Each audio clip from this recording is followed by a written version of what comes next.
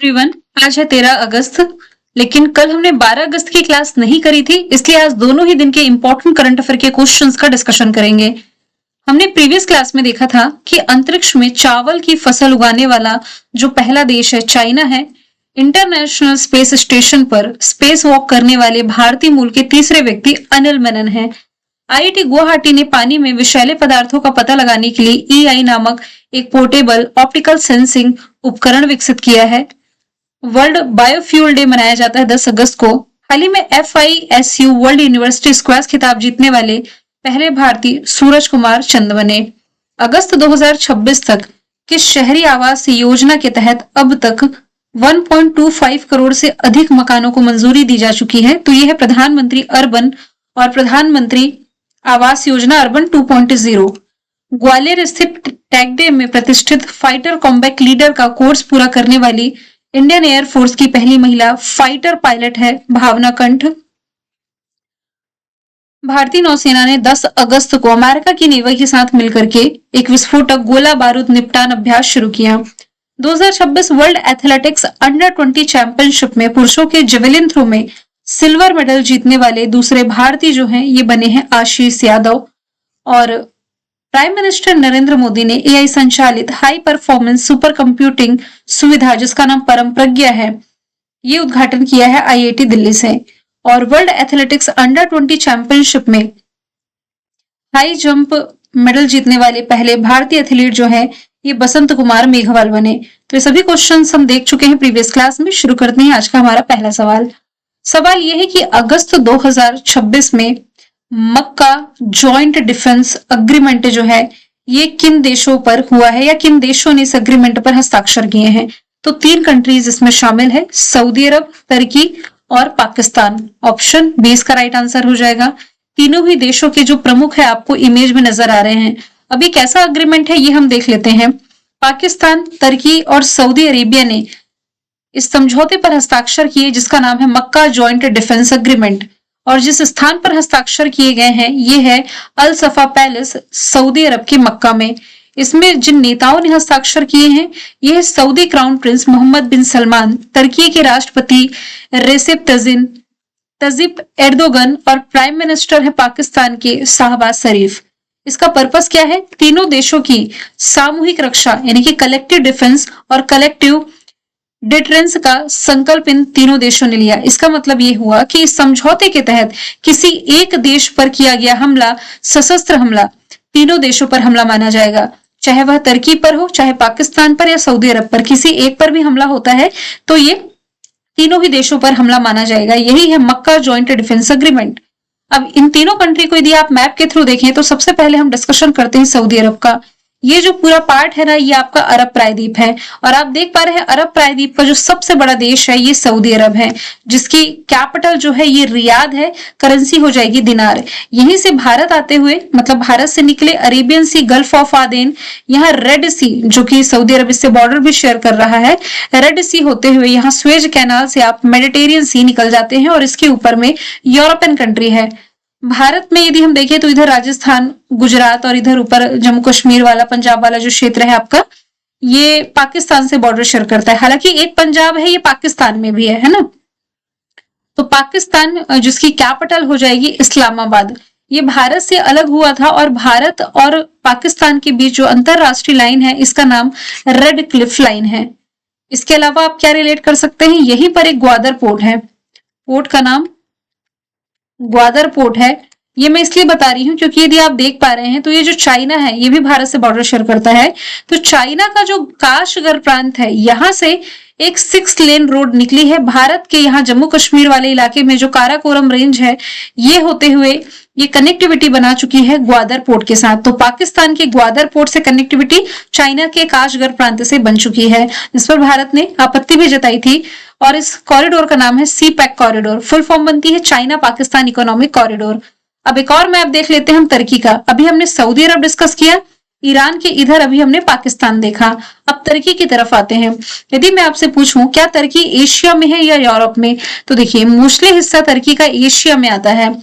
तुर्की का वह हिस्सा जो एशिया में आता है इसे हम कहते हैं अनातोलिया और यहाँ यदि आप देख पा रहे हैं तुर्की का जो सबसे बड़ा शहर है जिसका नाम है इस्तांबुल, कैपिटल तो अंकारा है, अंकारा एशिया में आई, लेकिन इसका जो सबसे बड़ा शहर है इस्तांबुल, ये आता है यूरोप के पार्ट में, और तुर्की का वह हिस्सा जो यूरोप में आता है इसे हम कहते हैं थ्रेस। यदि एग्जाम में पूछा जाए कि कौन सी जल संधि है जिसके माध्यम से इधर पर यूरोप और इधर पर एशिया ये सेपरेट होती है, तो यहां से बॉस्फोरस जल संधि का नाम आपको याद रखना है, ठीक है। और तुर्की ये ब्लैक सी से भी ऊपर में बॉर्डर शेयर कर रहा है। ये क्रीमिया वाला क्षेत्र है जिस पर रशिया ने अधिग्रहण किया था, ये यूक्रेन वाला क्षेत्र है ना। आगे चलते हैं। सवाल नंबर दूसरा है, स्वतंत्र भारत की पहली जाति जनगणना के हिस्से के रूप में सेंसस 2027 का नेतृत्व कौन सा केंद्र शासित प्रदेश करेगा? तो आंसर इसका लद्दाख हो जाएगा, ऑप्शन नंबर बी। तो सेंसस 2027 के दौरान स्वतंत्र भारत में पहली बार लद्दाख में जाति जनगणना की जाएगी। वैसे जाति आधारित जनगणना शुरू करने वाला पहला राज्य पूछा जाए तो बिहार है। भौगोलिक स्थिति और मौसम के कारण बर्फ से प्रभावित क्षेत्रों में सर्वे जो है ये पहले शुरू किया जाएगा। पूछा जाए किस केंद्र शासित प्रदेश में जाति जनगणना होगी 2027, तो ये लद्दाख है। लद्दाख की राजधानी लेह कारगिल है, जिलों की संख्या 7 है, उपराज्यपाल है विनय कुमार सक्सेना। कुछ करंट के फैक्ट यदि हम देखें तो लद्दाख ने मतलब यहाँ पर भारत की सबसे ऊंचाई पर स्थित जो वन्य जीव सफारी है इसे मंजूरी दी गई है। भारत का पेट्रोग्लिफ संरक्षण पार्क जो है ये लेह लद्दाख में बनेगा। आप लोग कमेंट बॉक्स में बताइएगा कि किस नदी के किनारे बनेगा। लद्दाख के नुब्रा जिले में श्योक नदी पर उदमारू पुल का उद्घाटन किया गया। पुगा घाटी लद्दाख में भारत का सबसे गहरा भूतापी कुआं चालू हुआ है। भारत का पहला सीमावर्ती गांव बना है चुमुर, ये लद्दाख में ही है, LAC के पास, भारत चाइना सीमा पर।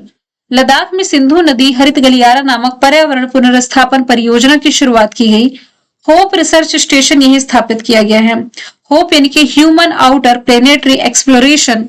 लद्दाख के पहले पोलो स्टेडियम का उद्घाटन किया गया और एशिया की सबसे बड़ी और दुनिया की सबसे ऊंची इमेजिंग चेहरे की वेधशाला का उद्घाटन हानले लद्दाख में किया गया है।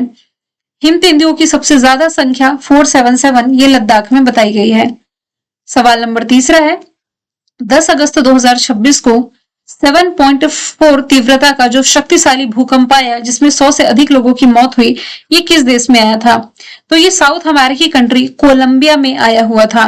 7.4 जिसकी तीव्रता थी और इससे व्यापक नुकसान भी हुआ।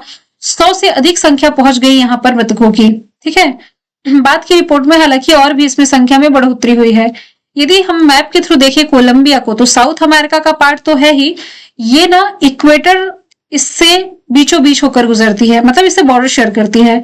3 देश हैं इक्वाडोर, कोलंबिया, ब्राजील, जिससे आपकी इक्वेटर यानी कि भूमध्य रेखा गुजरती है। इसकी capital Bogota, currency peso, Spanish language यहाँ बोली जाती है।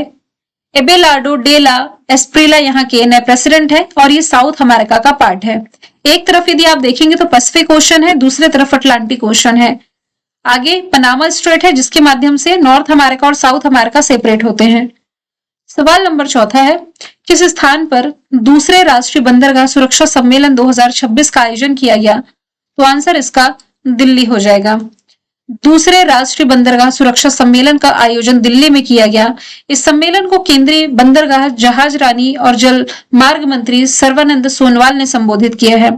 इसका मुख्य उद्देश्य है भारत की समुद्री और बंदरगाह सुरक्षा व्यवस्था को मजबूती प्रदान करना। अब दिल्ली के कुछ करंट अफेयर पर नजर डालें। दिल्ली लक्ष्मी योजना यहाँ 2 बार मेंशन है। Economic intelligence unit global liveability index report जी थी 2026 की, इसके अनुसार ये भारत का सबसे रहने योग्य शहर है। सेंट्रल विस्टा क्षेत्र दिल्ली में है जिसका नाम बदल करके कर्तव्य भवन क्षेत्र किया गया। योगेश सिंह दिल्ली यूनिवर्सिटी के कुलपति बनाए गए हैं लगातार दूसरी बार। विश्व बैडमिंटन चैंपियनशिप का आयोजन दिल्ली के इंदिरा गांधी इंडोर स्टेडियम में किया जाएगा। दिल्ली हाईकोर्ट ने भूल जाने का अधिकार भारतीय संविधान के आर्टिकल 21 में जोड़ा है। 11वें नंबर की जो क्वाड विदेश मंत्रियों की बैठक रही दिल्ली के हैदराबाद हाउस में रही। भारत की पहली हाइड्रोजन चालित शटल बस सेवा दिल्ली में सेंट्रल विस्टा क्षेत्र में शुरू की गई। दिल्ली में कैच द रेन 2026 अभियान के तहत जल शुभंकर नीरा का अनावरण किया गया। अमेरिका में भारत के पूर्व राजदूत तरनजीत सिंह सिंधु को दिल्ली का उपराज्यपाल बनाया गया। राजीव वर्मा दिल्ली मुख्य सचिव बने।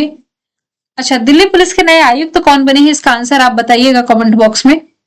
इसके अलावा दिल्ली विधानसभा भारत की ऐसी पहली विधानसभा बनी जो पूरी तरीके से सोलर एनर्जी से संचालित है। सवाल 5वां है, निम्नलिखित में से किस एयरपोर्ट पर हाईजैकिंग से निपटने के लिए संयुक्त राष्ट्र सुदर्शन शक्ति 5th आयोजित किया गया? तो आंसर इसका इंदिरा गांधी इंटरनेशनल एयरपोर्ट है। सबसे पहली बात, यहाँ पर जो शब्द लिखा हुआ हाईजैकिंग, इसका क्या मतलब हुआ? इसका मतलब है किसी वाहन से, किसी विमान से, मतलब फ्लाइट वगैरह से, या डिजिटल नेटवर्क पर बलपूर्वक या धोखे से गैर कानूनी रूप से कब्जा करना। यहाँ पर एयरपोर्ट पर यदि ये अभ्यास शुरू हुआ है तो एयरपोर्ट पर भी हाईजैकिंग होती है।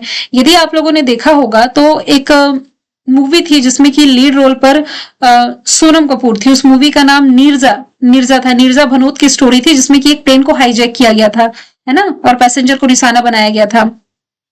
तो ये हाईजैकिंग से निपटने के लिए संयुक्त अभ्यास सुदर्शन शक्ति 5 जो शुरू किया गया है अभी हाल ही में दिल्ली में, ठीक है।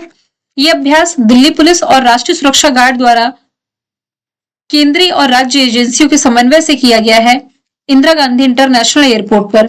इस अभ्यास का उद्देश्य है अंतर एजेंसी समन्वय, प्रतिक्रिया क्षमता की कभी ऐसी सिचुएशन आई तो कैसे इस पर प्रति किया जाएगी, और परिचालन तत्परता का परीक्षण करना था। मतलब कि एक ऐसा अभ्यास कि मान लीजिए एक्चुअल में हाईजैकिंग हो गई है तो उस सिचुएशन से निपटने के लिए कैसे काम किया जा सकता है। यहाँ पर आप ये भी देख सकते हैं राजीव गांधी इंटरनेशनल एयरपोर्ट हैदराबाद में है, कोचीन इंटरनेशनल एयरपोर्ट कोच्चि में है जो कि 100% सोलर एनर्जी से संचालित एयरपोर्ट है दुनिया का। सरदार वल्लभ भाई एयरपोर्ट ये अहमदाबाद गुजरात में है। सवाल 6वां है, निम्न में से किसने भारत के पहले निजी क्षेत्र के रॉकेट इंजन जिसका नाम है एवरेस्ट, इसका अनावरण किया है? तो आंसर यहां से हो जाएगा एस्ट्रोबेट स्पेस टेक्नोलॉजीज। ऑप्शन नंबर 20 का राइट आंसर हो जाएगा। तो अभी हाल ही में बैंगलोर स्थित एक अंतरिक्ष स्टार्टअप है जिसका नाम एस्ट्रोबेस स्पेस टेक्नोलॉजी है। इसने 800 किलो नेडो क्षमता वाले full flow stage combustion rocket engine Everest का अनावरण किया। अब ये शब्द आप लोगों को समझ में नहीं आ रहा होगा, इसे मैं इजी लैंग्वेज में समझा देती हूँ। देखिए, साधारण रॉकेट इंजन ना एक गाड़ी के जैसे होता है जिसमें जो साइलेंसर से ना थोड़ा सा बिना जला ईंधन जो है ये बाहर निकाल देता है, लेकिन यहाँ पर जो FFSC लिखा है यानी कि फुल फ्लो स्टेजेस कंबंशन, ये इंजन एक जीरो वेस्ट सिस्टम है, यानी कि ईंधन की एक बूंद भी यहाँ पर बर्बाद नहीं जाती है। ये आप जरूर याद रखें। और ये बेस्ट क्यों इस्तेमाल करने में, क्योंकि 100% इसका इस्तेमाल होता है। इंजन के अंदर जाने वाला 100% फ्यूल और ऑक्सीजन काम में आ जाता है, तो इसका मतलब कुछ भी कचरा या धुआं बन करके बर्बाद नहीं होता है। तो एवरेस्ट प्रणोदक के रूप में तरल ऑक्सीजन और तरल मीथेन का उपयोग करता है। कंपनी का लक्ष्य है इंजन निर्माण, इसकी टेस्टिंग, इसके इंटीग्रेशन, प्रक्षेपण संचालन को कवर करने वाली एक इंटीग्रेटेड क्षमता को डेवलप करना। सवाल 7वां है, निम्नलिखित में से कौन लाइफ टाइम लिबर्टरियन अवार्ड जीतने वाले पहले भारतीय लेखक बने हैं? तो आंसर यहां से हो जाएगा गुरुचरण दास। ऑप्शन नंबर डी यहां से राइट आंसर हो जाएगा। तो प्रसिद्ध भारतीय लेखक, टीकाकार और सार्वजनिक बुद्धिजीवी हैं गुरुचरण दास। ये आजीवन स्वतंत्रतावादी पुरस्कार यानी कि लाइफ टाइम लिबर्टरियन अवार्ड पाने वाले पहले भारतीय बने हैं। इन्हें अवार्ड काठमांडू नेपाल में आयोजित लिबर्टी इंटरनेशनल के 40वें विश्व सम्मेलन में प्रदान किया गया। इनकी प्रसिद्ध रचनाओं में इंडिया अनबाउंड और the difficulty of being good है। कुछ रिसेंट के अवार्ड पर नजर डालें तो कंतारा फिल्म के जो डायरेक्टर है ऋषभ शेट्टी, इन्हें इंटरनेशनल फिल्म फेस्टिवल मेलबर्न में prestigious leadership in cinema award से सम्मानित किया जाना है। 4 मैथमेटिशियन को रिसेंटली मैथ्स के क्षेत्र का फील्ड मेडल से सम्मानित किया गया। Hong Wang, Yu Deng, John Pardal और जैकब स्टिमरमैन। राष्ट्रीय सुरक्षा सलाहकार जो है अजीत डोभाल, इन्हें 2026 का लोकमान्य तिलक अवार्ड मिला। ज्ञानपीठ अवार्ड वैरामथु उस्ताद बिस्मिल्लाह खां अवार्ड है रणछोड़ लाल गोस्वामी के नाम। Grand sand master cup Sudarshan Patnaik. Banker of the year Satyanarayana Raju. Military संयुक्त राष्ट्र military gender advocate of the year Abhilasha Barak को यह अवार्ड मिला है। इसके अलावा लेखिका यांग शुआंग जी, ये ताइवान ट्रैवलॉग के लिए इस साल का इंटरनेशनल बुकर पुरस्कार जीती हैं। यूनेस्को गिलर्मो कानो वर्ल्ड प्रेस फ्रीडम प्राइज मिला है सुडानी पत्रकार सिंडिकेट को। विश्व जलवायु नेता सम्मेलन में ग्लोबल ग्रीन आइकन से सम्मानित किए गए Jogavanpally Santosh Kumar. WWF national award मिला है एन अलीम यूसुफ को, MS Swaminathan award H Srinivas Rao, Harvard South Asian person of the year Sayani Gupta, Lata Dinanath Mangeshkar award Kailash Satyarthi, और एबल प्राइज जो 2026 का मिला है गेल फाल्टिंग्स को मिला, जो कि जर्मनी के प्रसिद्ध मैथमेटिशियन हैं। सवाल 8वां है, निम्नलिखित में से किसे ईडी का यानी कि परिवर्तन निदेशालय का निदेशक नियुक्त किया गया है? तो यहां से आंसर हो जाएगा Rahul Naveen, option number B right answer हो जाएगा। ये ईडी के निदेशक के रूप में 1 साल का विस्तार पा चुके हैं। 13 अगस्त 2027 तक इनका कार्यकाल जारी रहेगा। 1993 बैच के ये IRS ऑफिसर हैं। अपॉइंटमेंट पर नजर डालें तो यहाँ पर RBI की ईडी बनी है मोनिशा चक्रवर्ती, वायुसेना के उप प्रमुख है तेजपाल सिंह, रक्षा लेखा महानियंत्रक अलका नांगिया अरोड़ा, भारतीय नौसेना के उप प्रमुख N प्रमोद, नीति आयोग के CEO अनुराग जैन, अल्पसंख्यक आयोग के अध्यक्ष हरजीत सिंह ग्रेवाल, दिल्ली पुलिस आयुक्त जो मैंने आपसे पूछा ये अनुराग कुमार बने, CBDT के हेड है रवि अग्रवाल, विक्रम साराभाई अंतरिक्ष केंद्र के निदेशक Upendra P Rajeev, solicitor general है तुषार मेहता, सांख्यिकी आयोग के अध्यक्ष सवल चट्टोपाध्याय, DRDO के अध्यक्ष राजेश कुमार सिंह, CBI के निदेशक प्रवीण सूद, CDS है NS राजा सुब्रमणी, नौसेना प्रमुख है कृष्णा स्वामीनाथन, सूचना प्रसारण मंत्रालय के सचिव चंचल कुमार, पिछड़ा वर्ग आयोग के अध्यक्ष साध्वी निरंजन ज्योति, DGCA के हेड वीर विक्रम यादव, सेबी के पूर्णकालिक सदस्य है वेंकट रमना मूर्ति, सतर्कता आयुक्त है Praveen Vashishtha, Press Club of India की पहली महिला अध्यक्ष संगीता बरुआ और मुख्य सूचना आयुक्त राजकुमार गोयल है। सवाल नंबर 9 है, अंतरराष्ट्रीय युवा दिवस ये हर साल किस तारीख को मनाया जाता है? तो देखिए, यदि राष्ट्रीय युवा दिवस पूछा जाता हो तो भारत में 12 जनवरी को स्वामी विवेकानंद के सम्मान में मनाया जाता है और 12 अगस्त को आपका अंतरराष्ट्रीय युवा दिवस मनाया जाता है। 1999 में संयुक्त राष्ट्र जनरल असेंबली ने इसे घोषित किया था, पहली बार 2000 में मनाया गया और ये जो दिन है ये युवाओं से जुड़े मुद्दे और समाज में युवाओं की भूमिका पर केंद्रित है। इस बार की थीम रही है युवाओं और पीढ़ियों के बीच एकजुटता, सभी के लिए भविष्य का निर्माण, यानी कि youth and intergenerational solidarity creating a future for all. 1 से 7 अगस्त तक वर्ल्ड ब्रेस्ट फीडिंग वीक मनाया गया। 1 अगस्त को है राष्ट्रीय पर्वतारोहण दिवस, विश्व फेफड़ों का कैंसर दिवस, world wide web day.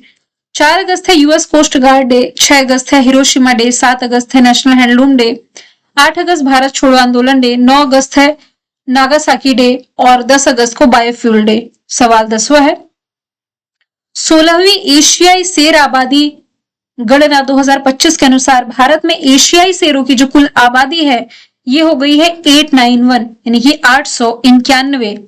Option C इसका राइट आंसर हो जाएगा। अब इस डेटा पर नजर डालते हैं।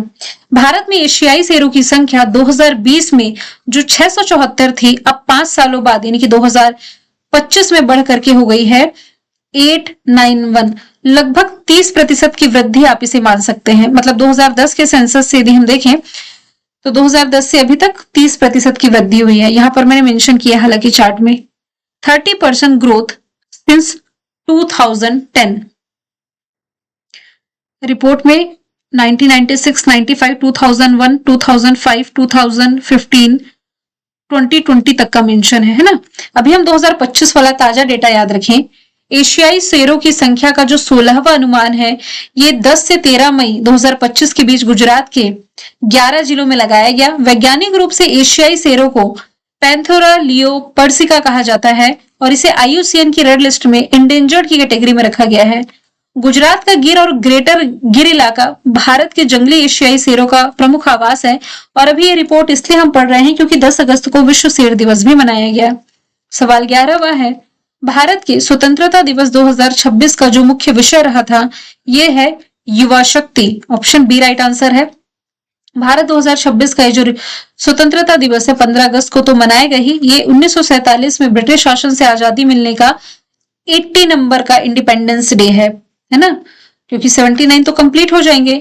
स्वतंत्रता दिवस 2026 की जो थीम है ये है युवा शक्ति यानी कि यूथ पावर और ये विकसित भारत 2047 की दिशा में भारतीय युवाओं की जो योगदान है इसे मान्यता देता है।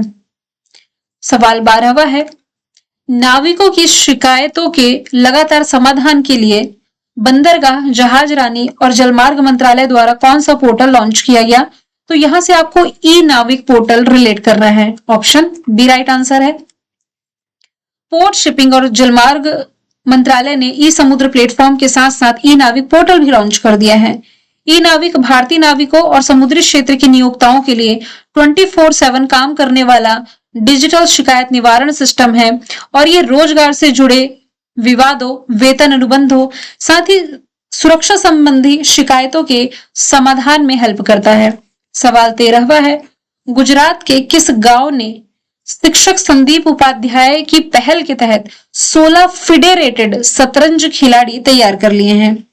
सबसे पहले इस क्वेश्चन में जो टर्म लिखा हुआ है फेडरेटेड शतरंज खिलाड़ी, वो होता क्या है, इसे मैं एकदम इजी लैंग्वेज में समझा देती हूँ। तो ऐसा शतरंज खिलाड़ी जिसे फिडे यानी कि अंतरराष्ट्रीय शतरंज महासंघ, या इसे आप इंटरनेशनल चेस फेडरेशन कह सकते हैं, इसने एक ऑफिशियल स्कोर या नंबर दिया हो। और इजी समझे तो ये क्रिकेट रैंकिंग के जैसे होता है, जैसे कि जो आईसीसी है यानी कि इंटरनेशनल क्रिकेट काउंसिल, ये क्रिकेटर्स को रैंकिंग देता है, रैंकिंग नंबर देता है, वैसे ही फिडे चेस प्लेयर्स को नंबर देता है। तो ये नंबर ये बताता है कि आप दुनिया में कितने अच्छे खिलाड़ी हैं।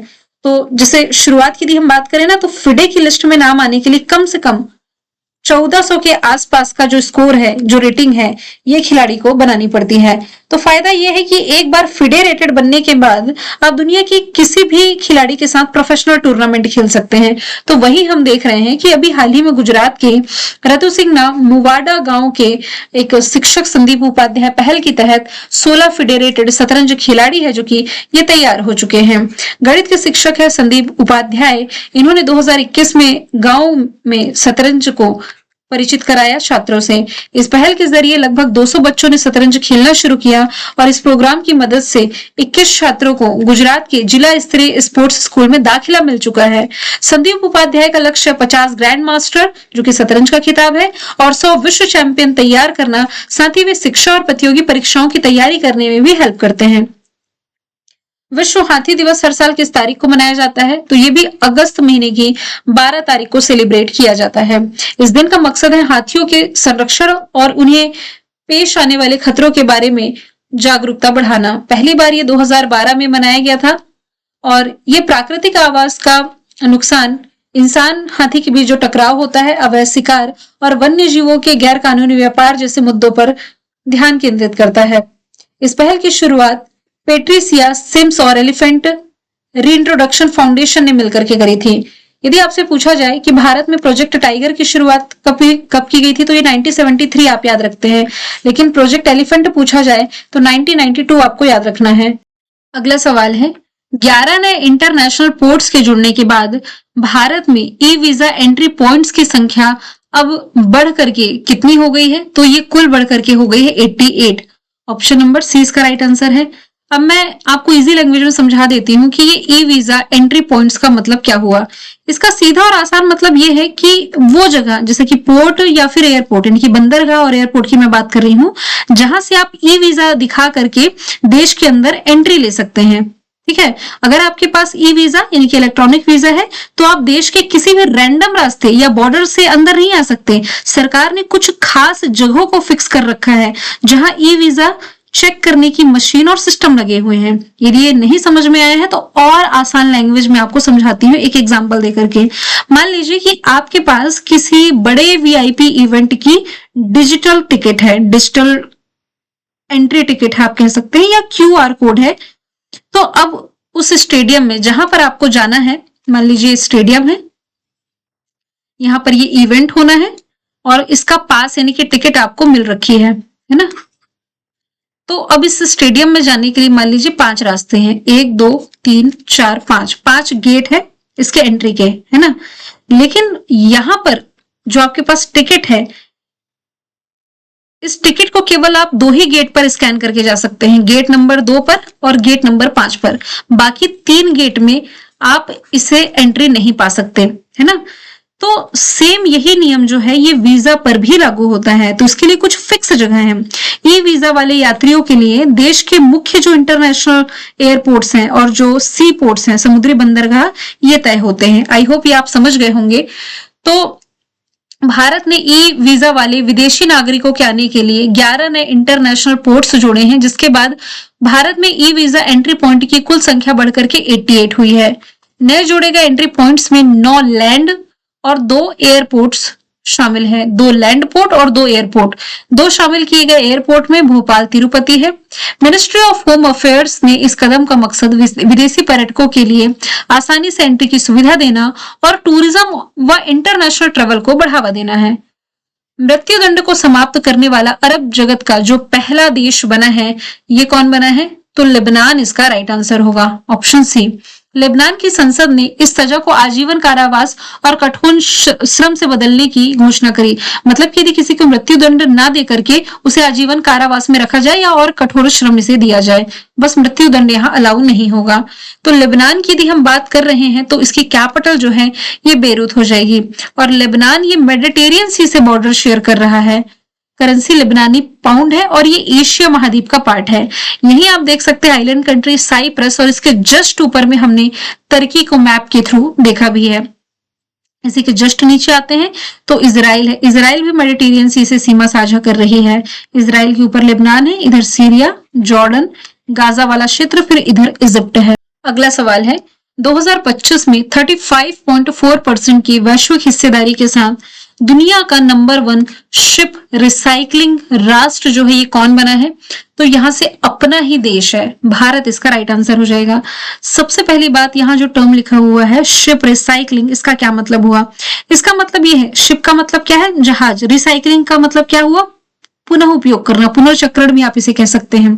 तो शिप रिसाइकलिंग का आसान मतलब ये हुआ कि पुराने, बेकार या रिटायर हो चुके जो समुद्री जहाज हैं, इन्हें कबाड़ समझकर फेंकने की बजाय उन्हें तोड़ करके उनके एक एक सामान को दोबारा इस्तेमाल में लाना, इसलिए इसे हम रिसाइकलिंग कह रहे हैं।